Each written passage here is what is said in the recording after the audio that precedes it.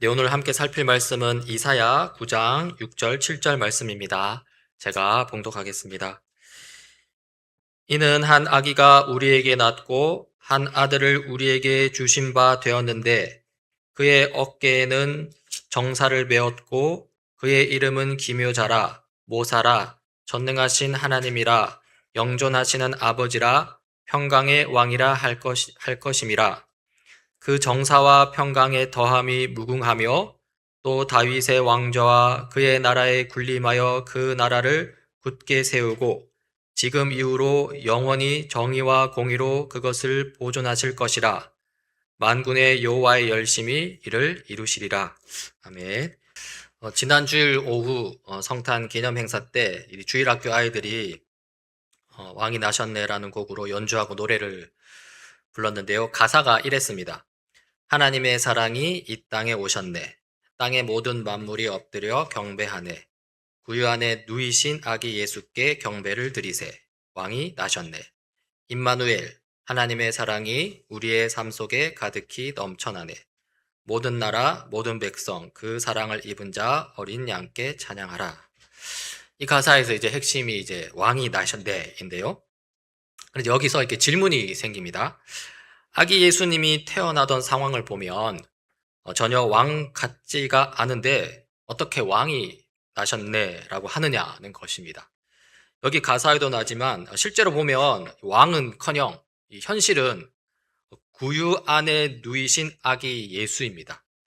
구유가 뭡니까? 소나 말 같은 가축에게 먹일 음식 담는 그릇입니다. 저런 이렇게 생겼죠? 왕궁이 아니고 또 일반 가정집도 아닙니다. 동물 가축이 머무르는 곳에서 예수님이 태어나셨습니다. 그러니까 정말 누추하게 태어나셨고요. 그런데 왜 이렇게 왕이 나셨네? 라고 하는가? 이 질문이 생기는데요. 이 질문에 대해서 이제 두 가지로 한번 살펴보고자 합니다. 하나는 왜 왕이신가? 다른 하나는 왜 마구간인가? 그죠? 먼저 이 예수님을 두고서 왕이라고 하는데요. 왜 그러냐면 성경이 예수님을 왕이 오셨다, 왕으로 오셨음을 묘사하기 때문에 그렇습니다. 한번 성경을 좀 보면요. 여러분, 최초의 인간, 이 아담과 하와인데요. 하나님께서 아담과 하와를 창조하시고 하신 말씀이 있습니다. 명령이 있습니다. 이렇죠? 유명합니다. 하나님이 그들에게 말씀하시기를 생육하고 번성하여 땅에 충만하여라. 땅을 정복하여라. 바다의 고기와 공중의 새와 땅 위에서 살아 움직이는 모든 생물을 다스려라.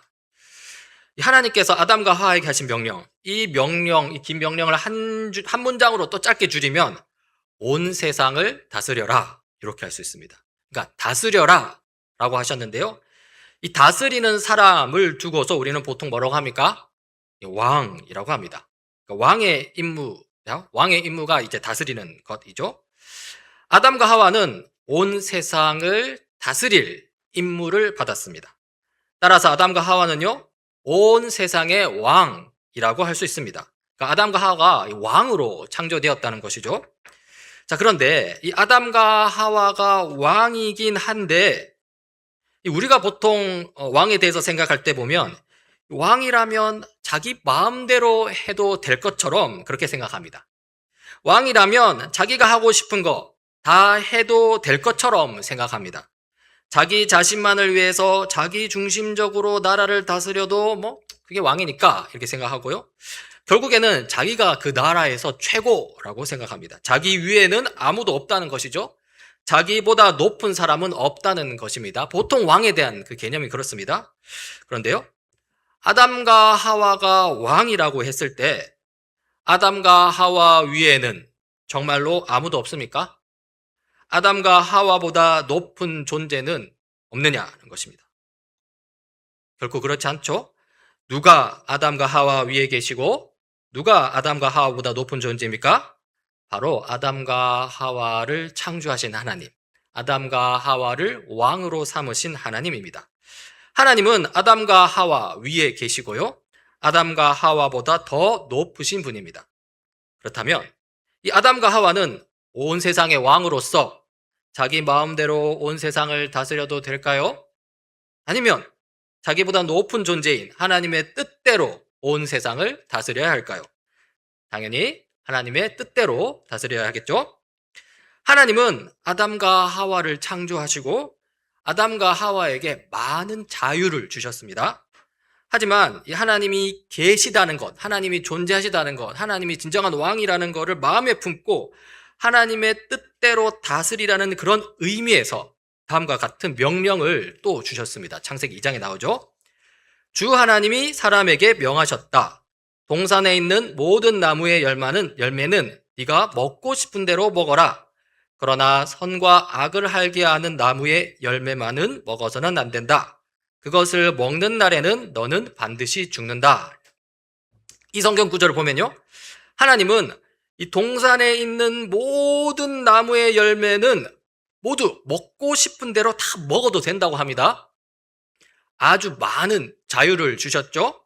하지만 단 하나, 선악과만은 먹지 말라고 하셨습니다. 왜 다른 모든 것은 다 먹어도 되는데 선악과 단 하나만은 먹지 말라고 했을까요?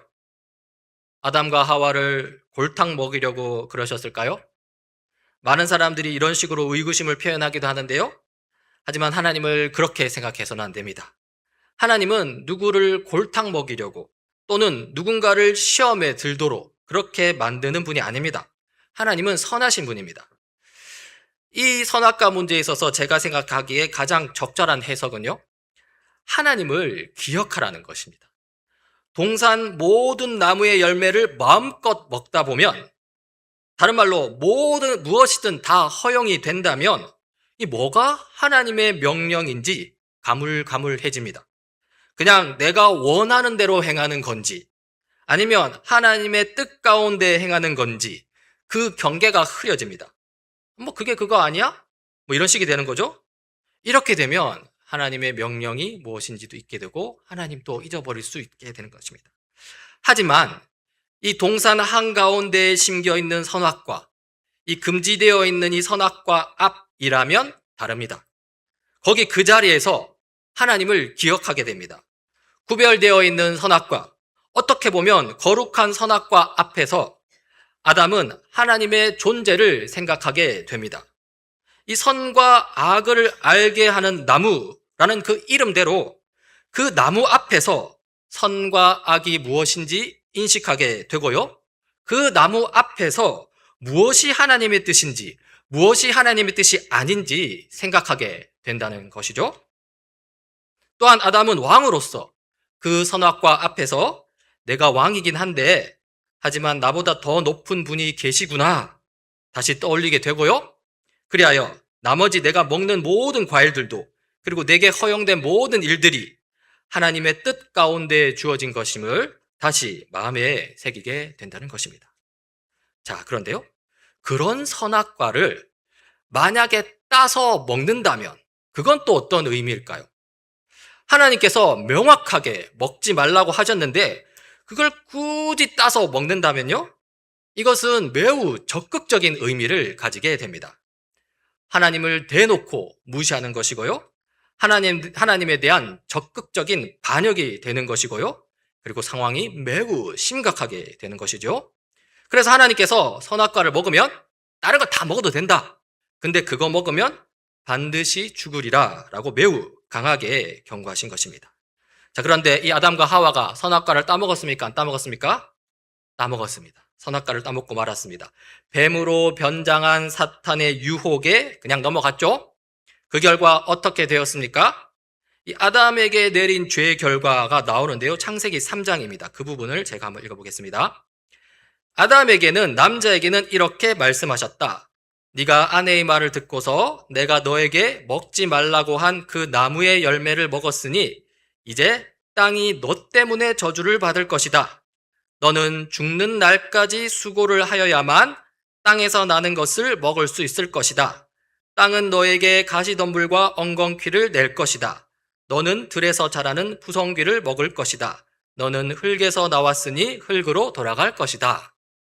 이 성경 구절 마지막에 흙에서 나왔으니 흙으로 돌아간다는 것은요, 이제 육체적으로 죽음을 경험하게 된다는 의미입니다. 그래서 아담 이후로 모든 인류는 나이가 들고 때가 되면 죽음을 경험하게 되는 것이죠. 그리고 그 몸은 땅에 묻혀서 썩게 됩니다. 흙으로 돌아갑니다. 자, 그런데 육체적으로 죽는 것만이 죄의 결과가 아닙니다. 오늘 이 본문 이 구절을 보면 땅이 저주를 받는 것도 있습니다. 그렇죠? 그러면서 오늘 이 왕이 나셨네라는 이 제목과 관련하여서 이 중요한 성경 구절이 나오는데요. 땅은 너에게 가시덤불과 엉겅퀴를 낼 것이다 입니다. 여러분, 이 성경 구절의 의미는 무엇일까요? 그 의미는요, 그 이전에는 땅이 너에게 풍성한 곡식과 맛있는 과일을 많이 내주었는데 이제는 그렇게 안 한다는 것입니다. 한마디로 땅이 그전에는 너를 위해 섬겼지만 이제는 섬기지 않을 것이라는 겁니다. 다시 말해, 땅이 그전에는 너의 다스림을 받았지만은 이제는 그 다스림을 받지 않을 것이라는 의미입니다. 여러분, 아담은 무엇으로 창조되었다고 했습니까? 온 세상을 다스리는 왕으로 창조되었습니다. 그런데 아담이 하나님을 무시하고 하나님께 반역하니까 어떤 일이 벌어졌습니까? 땅으로 대변되는 온 세상이 아담을 무시하는 것입니다. 니도 하나님 무시하는데 나도 너 무시할 거야, 이렇게 되는 것이죠. 아담에게 좋은 것을 내주지 않습니다. 오히려 나쁜 것을 내줍니다. 가시덤불과 엉겅퀴인 거죠. 아담이 하나님을 무시하니까 온 세상이 아담을 무시하고요. 아담이 하나님께 반기를 드니 온 세상도 아담에게 반기를 듭니다. 아담은 왕으로서 권위를 잃어버렸습니다. 왕의 지위를 잃어버렸고요. 그리하여 아담은 결국 하와와 함께 에덴 동산에서 추방당하게 됩니다. 지금 우리는 오늘 이 성탄절을 맞이하여서 왜 이 예수님의 성탄을 두고 왜 왕이 나셨네 라고 하는지를 지금 살펴보고 있습니다. 그러면서 왕으로 창조된 아담의 실패를 지금까지 살펴보았는데요. 이렇게 아담이 실패한 자리, 그 빈자리를 누가 채우느냐입니다. 누가 채웁니까? 바로 왕으로 오신 예수님입니다. 다시 말해서 아담이 바로 예수 그리스도가 실패한 왕 아담 대신 실패할 수 없는 왕으로서 예수님께서 오신다는 것이죠. 그래서 예수님의 성탄을 두고 왕이 나셨네 라고 한다는 것입니다. 좀 더 설명하자면요, 이 아담과 예수님의 비교 대조가 좀 나타나는데요. 아담은 실패했습니다. 하지만 예수님은 실패하지 않고요. 아담은 죄의 결과 죽음을 몰고 왔습니다. 하지만 예수님은 죽음이 아닌 생명을 가져오십니다. 이 극명한 비교 대조가 로마서 5장에서 잘 나타나는데요. 그 중에 17절입니다. 이렇습니다. 아담 한 사람의 범죄 때문에 그 한 사람으로 말미암아 죽음이 왕노릇하게 되었다면 넘치는 은혜와 의의 선물을 받은 사람들은 예수 그리스도 한 분으로 말미암아 생명 안에서 왕노릇하게 되리라는 것은 더욱더 확실합니다. 이 성경 구절을 보면 아담 한 사람의 범죄 때문에 죽음이 왕노릇하게 되었다고 합니다. 다시 말해서 이 아담 때문에 온 인류가 죽음에 빠진 바 아담을 비롯해서 온 인류가 왕으로서의 통치권을 잃어버리고 그 통치권을 잃어버렸다는 것이죠. 하지만 이 아담과 대조되는 인물 예수 그리스도는 다릅니다. 예수님 한 분 덕분에 그리스도인들은 생명 안에서 왕노릇하게 된다고 하지요. 예수님을 비롯하여 예수님을 중심에 두고 온 인류가 왕으로서 통치권을 회복한 것으로 볼 수 있습니다. 이런 말씀들을 통해서요, 우리는 예수님이 아담을 대신하여 이 땅에 오신 분이심을 알 수 있습니다. 다시 말해서 실패한 왕 대신에 성공을 이룰 왕으로서 예수님이 이 땅에 오셨다는 것이고요. 그래서 이 예수님의 성탄을 두고서 왕이 나셨네 라고 고백하고 찬양하는 것입니다. 그러면서 우리는 이사야 9장 6절 7절 통해서 왕으로 오신 예수님을 확실히 볼 수 있습니다. 이렇죠? 한 아기가 우리를 위해 태어났다. 우리가 한 아들을 모셨다. 그는 우리의 통치자가 될 것이다. 그의 이름은 놀라우신 조언자, 전능하신 하나님, 영존하시는 아버지, 평화의 왕이라고 불릴 것이다. 그의 왕권은 점점 더 커지고 나라의 평화도 끝없이 이어질 것이다. 그가 다윗의 보좌와 왕국 위에 앉아서 이제부터 영원히 공평과 정의로 그 나라를 굳게 세울 것이다. 만군의 주님의 열심히 이것을 반드시 이루실 것이다. 이 말씀은 이사야 선지자가 예수 그리스도에 대해서 미리 예언한 말씀입니다. 이사야 선지자에 따르면 아기로 오신 예수님은요, 놀라우시고 전능하시고 영원하신 분입니다. 그리고 평화의 왕이십니다. 예수님의 왕권은 점점 더 커지고 예수님의 나라의 평화도 끝없이 이어진다고 합니다. 자, 그런데요, 이 땅에 오신 아기 예수님이 정말로 놀랍고 전능하시고 영원하신 분입니까? 예수님의 왕권이 이 땅에 오신 예수에게서 확실히 드러나고 있습니까? 예수님이 태어나신 그 삶의 현실에서는 전혀 그렇지 않죠. 예수님은 왕이 사는 왕궁, 큰 침대가 아니라 동물, 가축들이 사는 그 축사, 거기에 있는 구유 안에 누이셨습니다. 전혀 왕 같지 않습니다. 그렇다면 질문이 나옵니다. 아니, 예수님의 탄생을 두고 왕이 나셨네 라고 하지만 실제 상황은 왜 누추한 마구간이냐라는 것입니다. 왜 초라한 구유에 누이신 예수님이냐라는 것이죠. 왜일까요? 왜냐하면 예수님은 아담과 다르기 때문입니다. 왜냐하면 왕으로 오신 예수님은 세상의 여러 왕들과는 다르기 때문입니다. 아담은 선악과를 따먹으면서 하나님의 뜻을 무시했습니다. 세상 왕들은 하나님을 무시하고 자기의 이익 그리고 화려함만을 추구합니다. 구약시대 사무엘이 이렇게 세상 왕들에 대해서 묘사한 부분이 있는데요, 이렇습니다. 당신들이 다스릴 왕의 권한은 이러합니다. 그는 당신들의 아들들을 데려다가 왕의 밭을 갈게도 하고 곡식을 거두어 드리게도 하고 무기와 병거의 장비도 만들게 종처럼 부릴 것입니다. 그는 당신의 딸들도 데려다가 향유도 만들게 하고 요리도 시키고 빵도 굽게 할 것입니다. 그는 당신들의 밭과 포도원과 올리브 밭에서 가장 좋은 것을 가져다가 자신 왕들의 신하에게 줄 것입니다. 그리고 마침내 당신들까지도 왕의 종이 될 것입니다. 사무엘이 설명해 놓은 이 세상의 왕들은 어떠합니까? 자기 이익을 위해서 백성들의 아들과 딸들을 데리고 가서 종처럼 부립니다. 백성들이 기른 곡식과 과일도 자기가 가져갑니다. 마침내 그 백성들을 종으로 삼아버립니다. 이렇게 백성들의 재산을 빼앗아 자기의 것으로 만드니 화려한 삶을 살 수 있는 것이죠. 왕궁도 크게 만들 수 있고 침대도 크게 큰 사이즈로 하고 하는 것이죠. 예수님이 태어나신 마굿관과는 비교할 수 없는 으리으리한 왕궁입니다. 예수님 누이신 구유와는 비교할 수 없는 화려한 왕궁 침대입니다. 이 정도 되어야 과연 왕이 나셨구나 한다는데, 그런데 예수님이 이렇게 화려하게 태어나셔야겠습니까? 만약 이렇게 태어나신 예수님, 그런 예수님이라면 과연 죄에 빠져 비참한 우리에게 관심을 가져주실까요? 그냥 다른 세상의 왕들처럼 자기 자신의 유익을 위해 오히려 백성들을 착취하는 데 더 몰두하시지 않을까요? 그런데요, 만약에 예수님이 그러하다면 예수님이 무슨 소용입니까? 그건 구원자이신 예수님이 아닙니다. 그냥 타락한 여러 세상 왕들 중에 하나일 뿐입니다. 그러니까 예수님이 으리으리한 왕궁이 아니라 누추한 마국간에서 태어나신 이유, 예수님이 화려한 왕궁 침대가 아니라 초라한 구유에 누이신 이유, 그 이유가 있다는 것입니다. 그렇게 오신 이유가 무엇이냐면 바로 왕으로 오신 예수님이 세상의 왕들 그리고 실패한 아담과는 같지 않음을 보여주기 위함이라는 것입니다.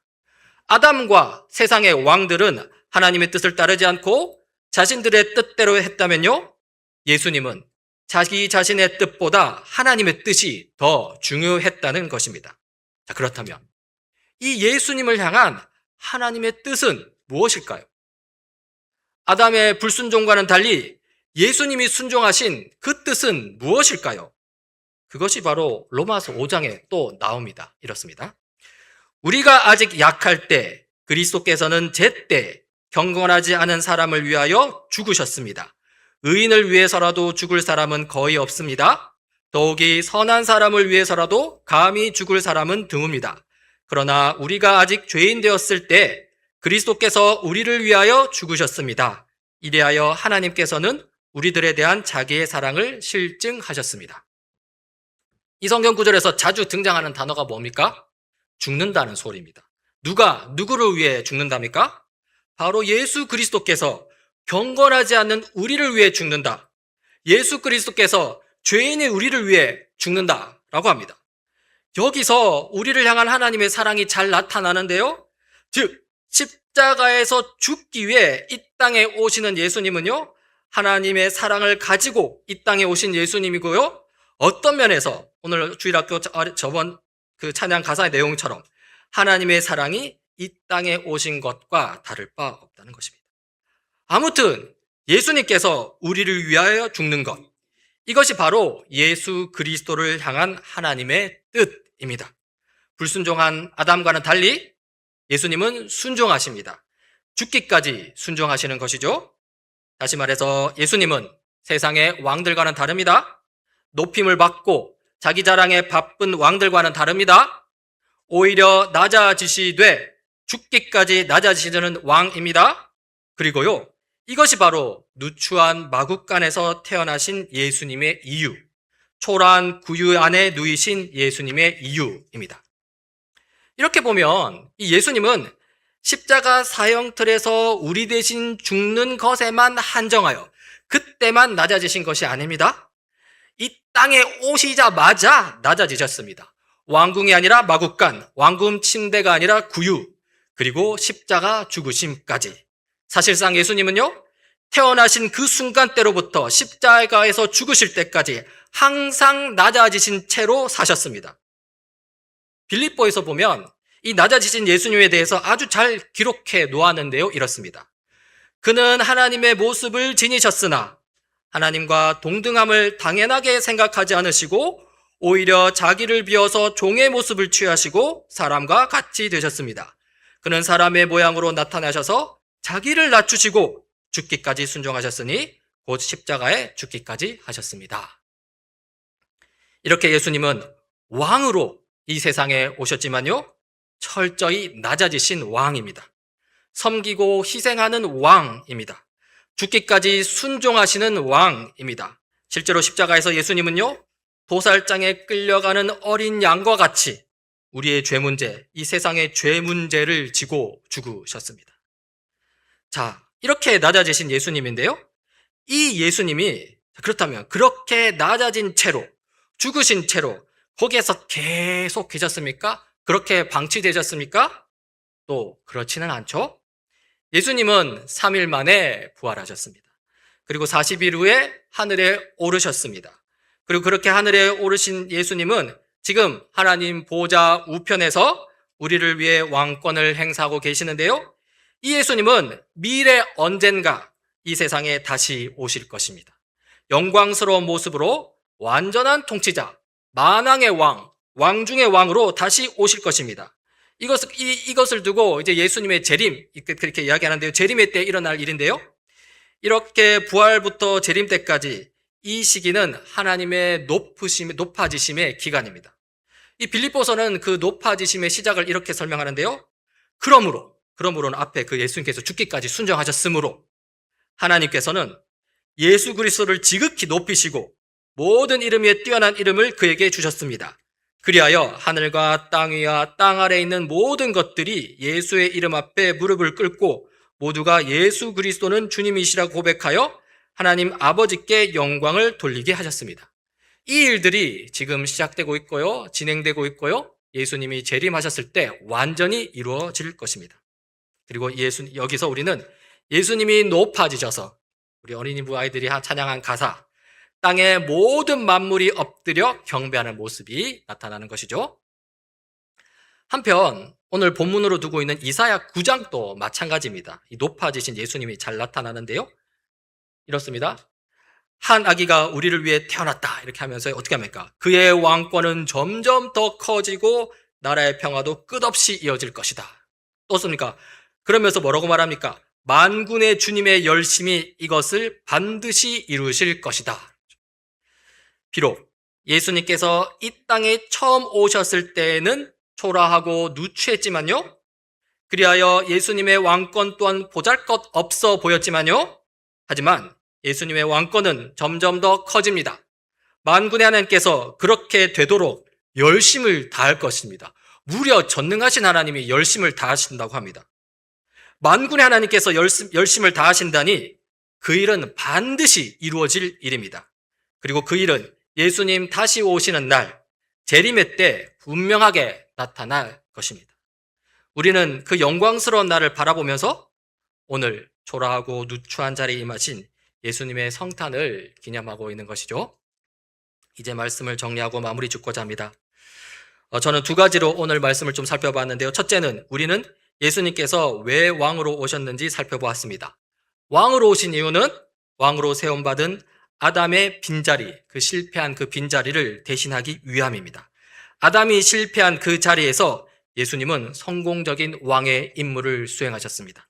둘째, 왕이신 예수님이 세상의 왕들과는 무엇이 다른지 살펴보았습니다.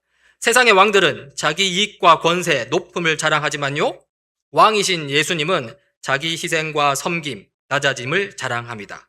그리고 그 절정이 십자가 죽으심이었고요. 그리고 그 시작에는 초라하고 누추한 마국간, 구유가 있었습니다. 물론 예수님은 낮아지신 채로 십자가에 죽으신 채로 그대로 방치되지 않습니다.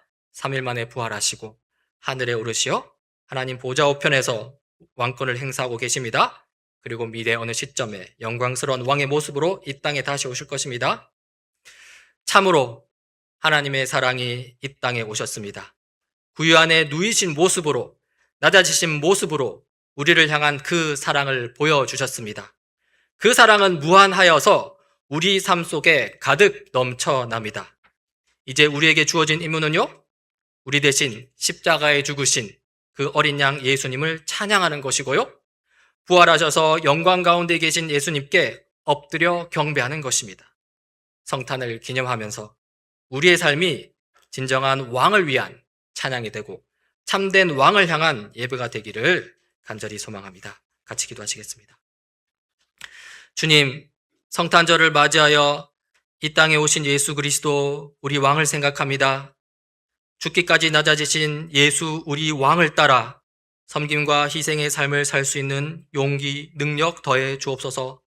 또한 영광 가운데 높아지실 예수 그리스도 왕을 바라보며 현재 고단한 삶 속에서 날마다 새힘 부어주심을 누리게 하옵소서. 그리하여 선하신 왕의 통치가 오늘 우리의 삶과 세상 속에서 점점 커지게 하옵소서. 중보자 되시는 우리 주 예수 그리스도 이름으로 기도드립니다. 아멘.